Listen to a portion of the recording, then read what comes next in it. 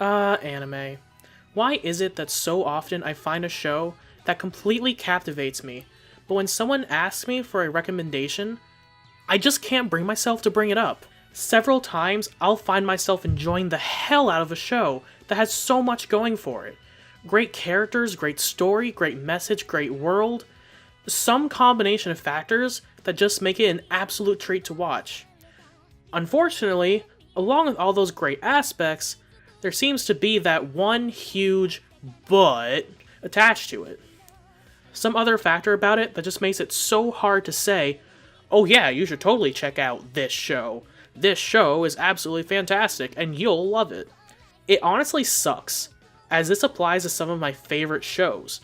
And it's not always a strictly negative aspect of the show that makes this one big but stand in the way of the recommendation. It may just be something that people may have some differing or strong opinions on.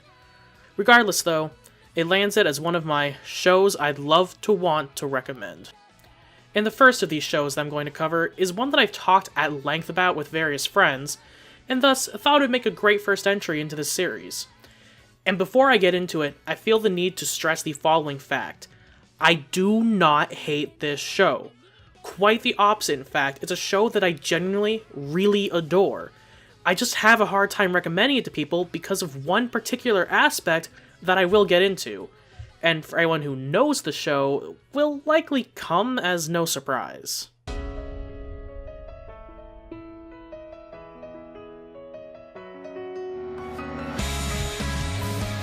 I would love to want to recommend No Game No Life. No Game No Life offers its own take on the Nisekoi genre, the genre where main characters find themselves transported to another world. In this show, we follow our two main protagonists, siblings Sora and Shiro, two shut-in gamer neets, who are transported to the world of Disboard. The world they are transported to is, I believe, the coolest part of this anime.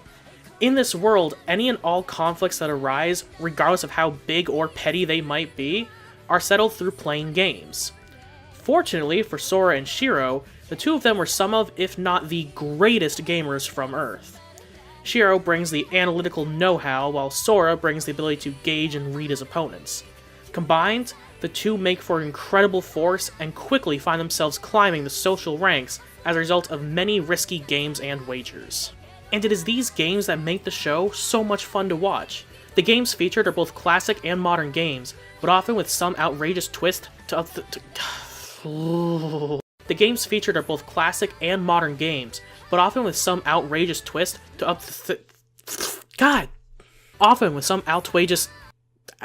oh my god. The games featured are both classic and modern games, but often with some outrageous twist to up the stakes. Yeah! Nailed it! For example, in what I consider to be the show's highlight, the characters play the Japanese word game Shiritori. In the normal version of the game, players take turns saying a word that begins with the same kana that the previous word ended with. However, in this version, the word that they say also will materialize or dematerialize in the play area around them. I don't want to go too far into exactly how this game ends up playing out, in case anyone who has not seen the show yet plans to, but I will simply say that it makes for a suspenseful, explosive, and wildly entertaining ride. Going even more simply, the show is also just a visual feast for the eyes.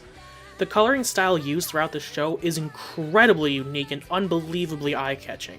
It makes the games played and the fantastical landscapes that make up the show all the more captivating.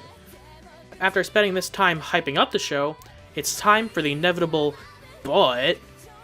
For as much as I love No Game No Life, the show is horribly plagued by something that is far from unique in the anime industry, and rather needlessly so. And that is fan service. Ungodly amounts of fan service. While I do think there can actually be a right way to do fan service, which is something I will likely talk about in a later video, I do not at all think that was what was accomplished here. Instead, we have a show that can go from an incredible and absurd battle of wits to this at the drop of a hat. The inclusion of these needless moments just seems to cheapen the show as a whole, which is a shame, because I have already said I do think that it is very well done, with a very intriguing world, characters, and conflicts. But when every other scene leaves you checking over your shoulder to make sure nobody walked in while you were watching, well, then I think there might be a problem. Now, I do not mean to suggest that just because a show has fan service, that makes the show worse off. Nor does it mean that I can't recommend the show. Hell, Kill la Kill is my favorite anime ever, and that show is damn near the textbook definition of fan service. So that begs the question then, why does a show like Kill la Kill get a free pass, whereas I'm using the presence of fan service as a negative of No Game No Life? I feel like it comes down entirely to the intention or purpose that the fan service serves. In Kill la Kill, it exists as a parody or satire of fan service, and to a certain extent, that is the point of the show. Yes, there is far more that the show is about and far better themes, but that's better saved for a different discussion. It's ratcheted up to points of absurdity and serves as a commentary on fan service.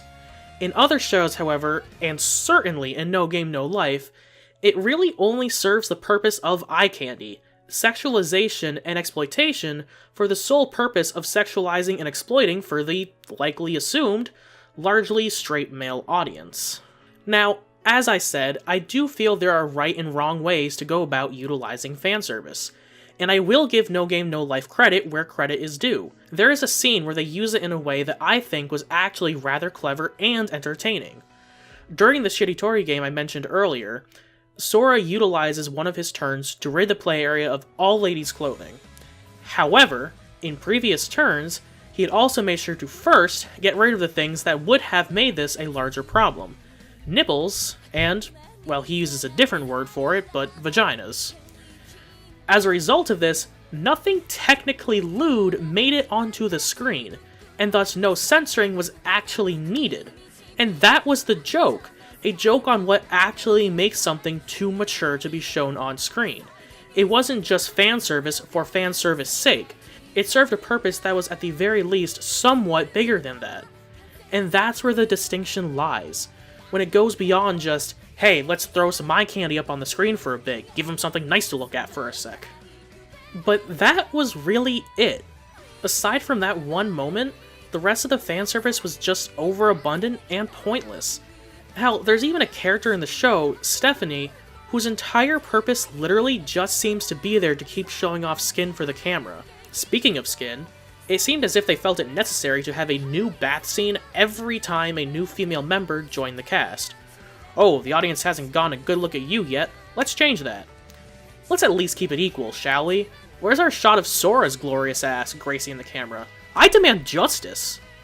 But no, we just get the ladies. Wait a second.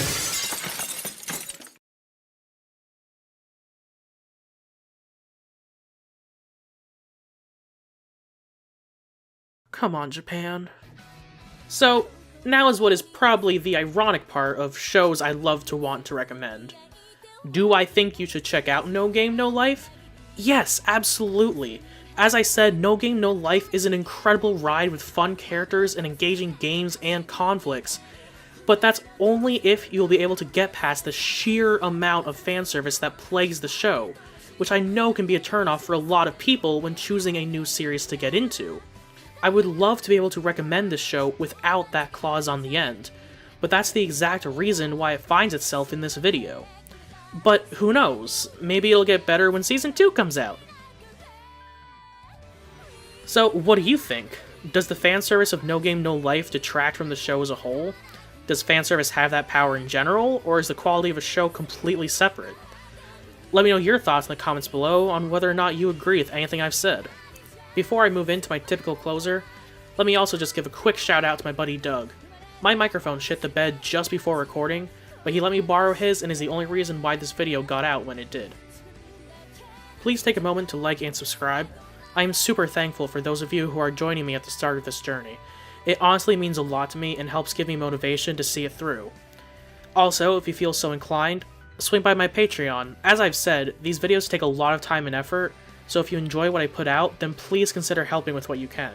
It'll mean the world to me, regardless of how much you can help out. And if you can't, that's fine, and trust me, I understand. I look forward to next time. I have something super fun planned out, and I can't wait to upload it when it's done. Until then, though, I'm CJ Picor, the Angry Avocado, and I still don't have a sign-off.